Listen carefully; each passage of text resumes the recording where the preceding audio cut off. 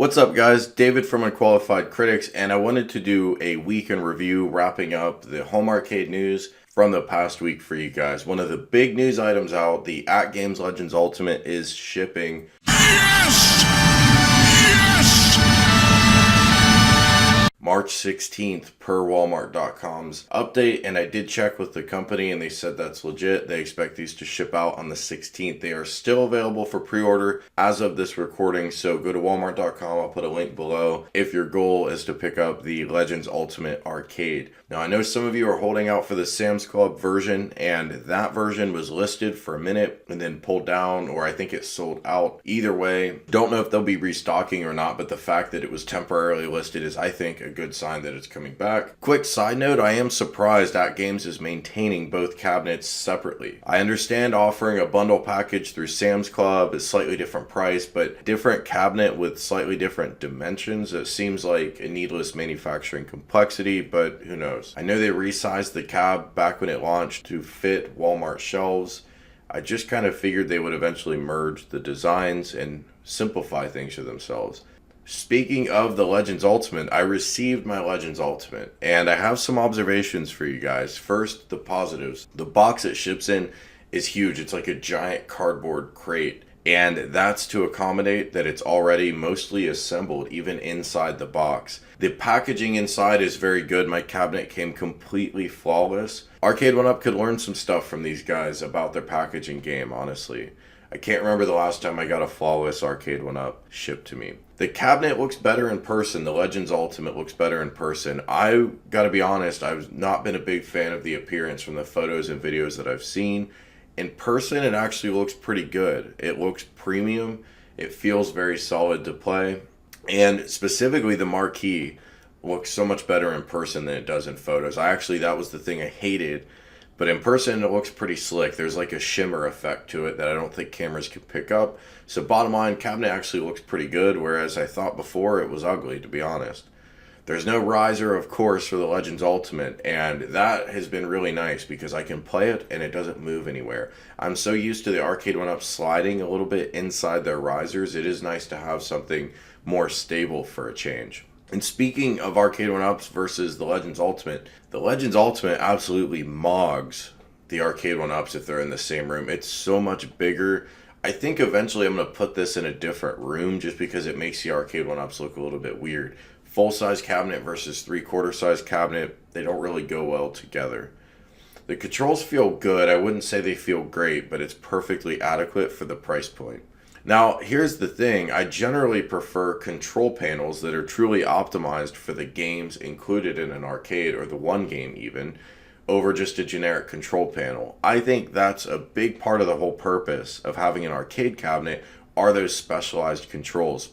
But with Arcade1Up releasing BurgerTime and Karate Champ, which are 4-way joystick games, with 8-way joysticks, well, maybe I need to lower my expectations, but we'll come back to that in a minute. So what didn't I like about the Legends Ultimate?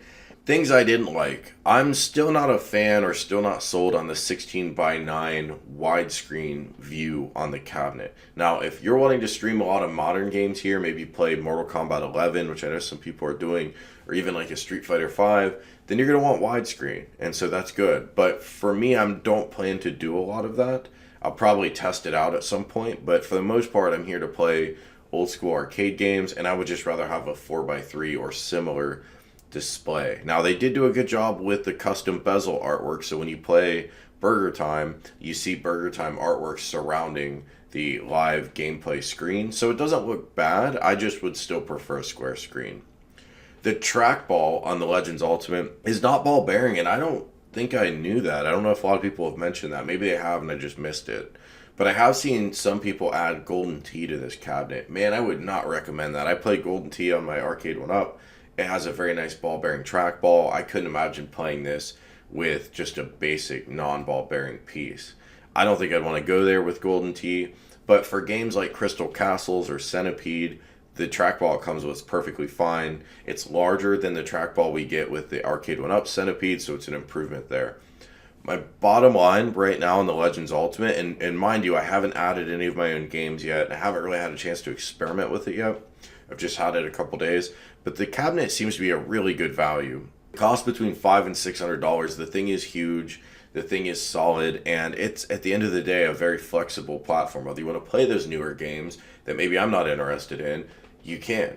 If you want to play the vintage games, you can. If you want to add your own games, you can. If you want to stream games from AtGames, you can. So it just gives you a lot of options. If you're thinking about a multicade, or you just have a smaller place and you don't have room for a bunch of different arcade one-ups, this thing is a slam dunk, and I highly recommend it. Again, link is below if you want to pre-order yours from Walmart. Now, I do plan to add some of my own games to it, but I've discovered over the weekend that all of my USB thumb drives have been lost or broken over the years, unfortunately. But I'm going to get on that this week, get some games in here. I can't wait to play something like Donkey Kong, which you know we're never going to get a home arcade re-release of. All right, moving on from the Legends Ultimate.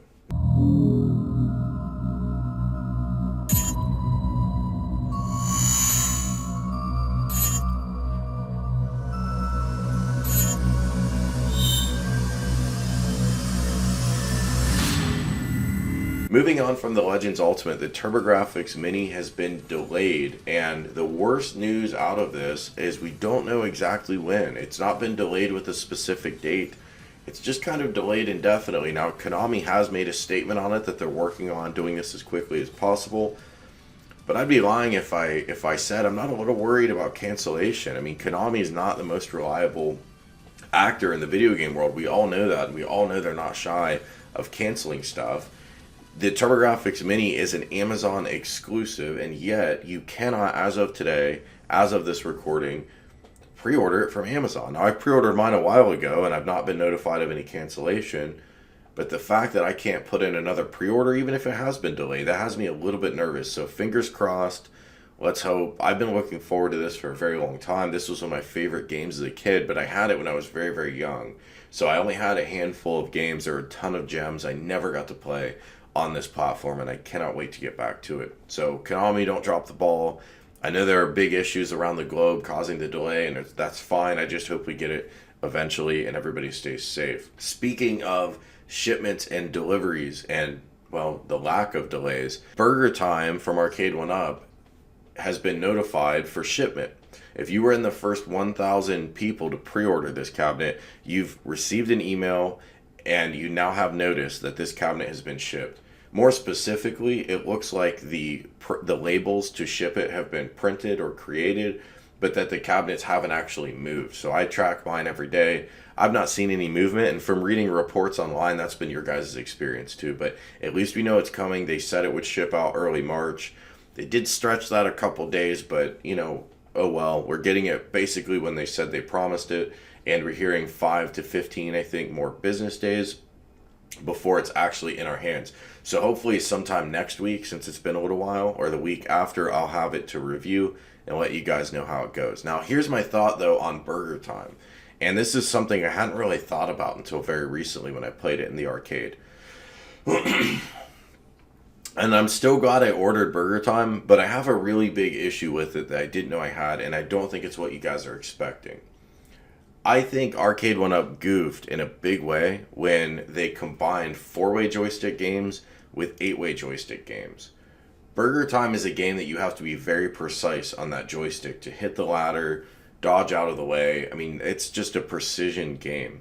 The Arcade1Up BurgerTime has 8-way joysticks, not 4-way joysticks, and I played it that way, and it turns out it's a lot harder to stick the ladders and climb when you need to on an 8-way stick. I've played them both side by side recently, and man, it is a world of difference. The 4-way makes a huge difference. And if you don't know what I'm talking about, the 4-way joystick, it has a restrictor gate that's diamond shaped, so your joystick can only go left, right, up, and down. The square shape is where you can go diagonal, and you can really pull off 8 different directions. Now, a lot of 4-way and 8-way joysticks are switchable. I don't know if these will be. They're not Sandwall, they're clones, so let's see if the gates are switchable. But let's face it, who wants to take apart the control panel, take those 6 screws off the underpiece, and pivot their restrictor gate so they have a proper 4-way stick when they play one game, and then switch it back when they play, say, Bad Dudes? Man, that was a big oversight. There are some joystick manufacturers out there that make switchable joysticks without having to take everything apart, but from what I've seen from my research, they don't work with the 5-pin connector of Arcade arcade went up. So it's a possible fix, but then we're out splicing wires, and those joysticks are really expensive. Now, I know some people have mentioned, well, we're getting vertical and horizontal games mixed in here. We're getting two-stick game, like Karate Champ mixed in with one-stick games, but that's all stuff I can live with. I knew that when I signed up, not worried about that.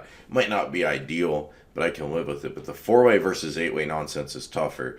If we're going to buy these one-off cabinets like BurgerTime versus just playing a Legends Ultimate, which, by the way, already has BurgerTime, then I think we ought to have controls that truly fit the game we're playing. Otherwise, why not just have a multicade? So that's my thought on it. Moving on, the next thing I want to cover, II Arcade. I did an interview last week with the founder, and I have to say, I wrote this off when I first heard about it, to be honest. But in seeing video footage of it at CES and talking with the founder, I think they might be onto something. If they can pull this off, it looks like we're getting a high quality cabinet.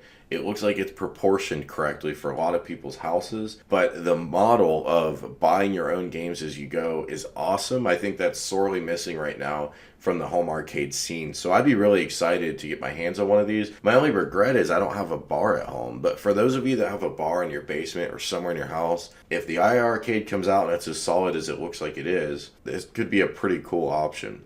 And in other news, I know some of you watch my electric scooter review videos.